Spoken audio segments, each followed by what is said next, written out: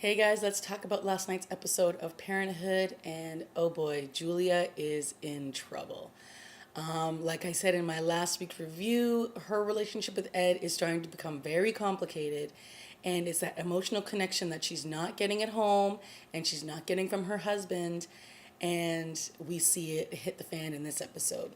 So, right off the top, she's listening to a message that Ed left for her. And, she plays it back twice. So obviously she likes the sound of his voice. She's intrigued by what he's got to say, even though he's not really saying anything. He's just kind of joking around with her. So she hightails it over to where Joel is working, and she basically opens up her jacket, and she's in this sexy lingerie, and she's like, I felt like I was missing you at home, and let's do it. So Joel is obviously taken aback because he's like, whoa, you've never done this before. And, this just goes to show that Julia is feeling and experiencing things that she's never had to feel and experience before. She's not happy being a stay-at-home mom. She doesn't think that she's doing a very good job at it.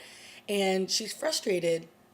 And her friend and I guess kind of partner in crime in all of this is Ed, who kind of is going through the same similar emotions and feelings as she is. So they're connecting, and they're connecting emotionally. So it's really going to be interesting to see where this is going to go. But again, Julia gets a picture from Ed, and I mean, what can we say? These two are starting to develop a bond, and it's not good.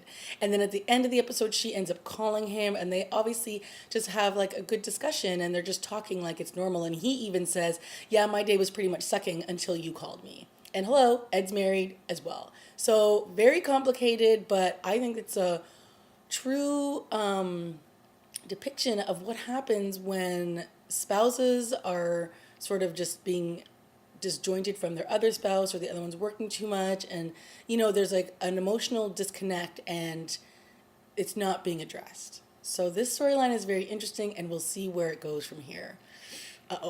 Okay, and then we have Amber. Oh, guys, I'm sorry, but why is it I feel like Amber has like a magic coochie? I'm sorry, I'm trying to keep this PG, but I feel like anytime some guy glances at her, they're like swooning over her, and I just don't get it.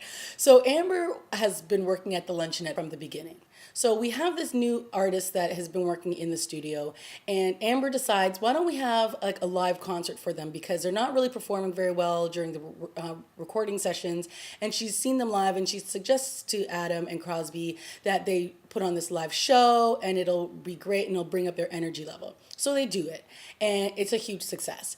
But while all this is going on, all of a sudden we're starting to notice that the drummer is kind of checking out Amber, and he's starting to, like hug her, and all of a sudden like has these conversations with her.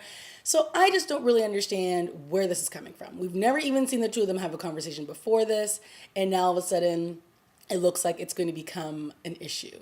And it's obviously going to become an issue between her and Ryan. And I don't see why we need to go down that road when there's already so much drama going on between Amber and Ryan as a separate couple already.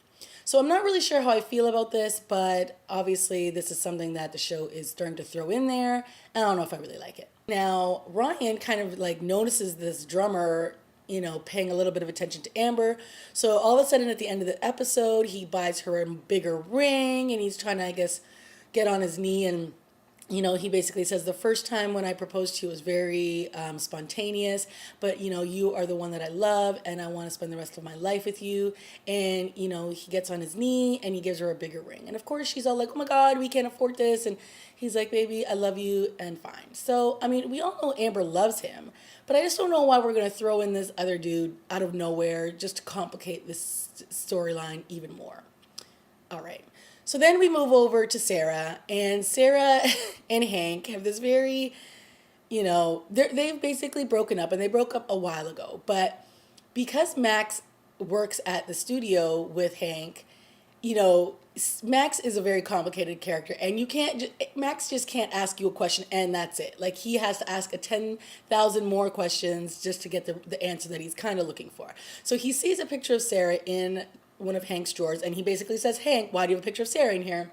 And he's like, oh, get out of my drawer, kid. And he's basically like, oh, do you still have it because you like her? And he starts asking Hank 1,000 questions. And then, of course, Max brings it up at a dinner party that the parents, Zeke and Millie, are throwing for all the family. And Max just like of course, off the cuff brings up, oh yeah, Hank has a picture of Sarah. And then he starts talking about how Sarah's flaky and he's this and he's that. So Sarah's like, what is going on? Like, so she goes to see Hank and she's basically like, Hank, listen, we're done, right? And we're gonna stay done. And Hank's like, yeah, I know. And he's like, so she's basically like, well, then stop talking about me in intimate detail with Max. And he's like, I didn't do that. And then he starts freaking out. And then he's like, well, maybe Max shouldn't be here anymore. And she's like, why are you gonna do that? Max basically looks at you like his best friend, and for Max to really be connecting with somebody, that's great. And I don't want to punish him for the fact that, our relationship is over. And Hank just basically has like a freak out. And it's obviously because he does still have feelings for Sarah and he's embarrassed. So later he goes to see Sarah at her home and he basically apologizes and says, I like Max and Max is a cool kid. He's a bit off the cuff, but I enjoy him and he's a really good photographer. So I'm not going to disturb what relationship we already have. And so she's happy, and then they have like this awkward goodbye, and he's like, did you do something to your hair? And did you do something to your teeth? She's like, what? He's just like, I'm just trying to leave. She's like, okay, then say goodbye. Like, it was really cute and awkward because that's who Hank is. Hank is awkward. And they have this really weird like connection and a relationship, but I mean, it's over. Will it stay over? Who knows? Because Max is in his life, I don't see Hank being out of the picture anytime soon. But according to Sarah, it's done.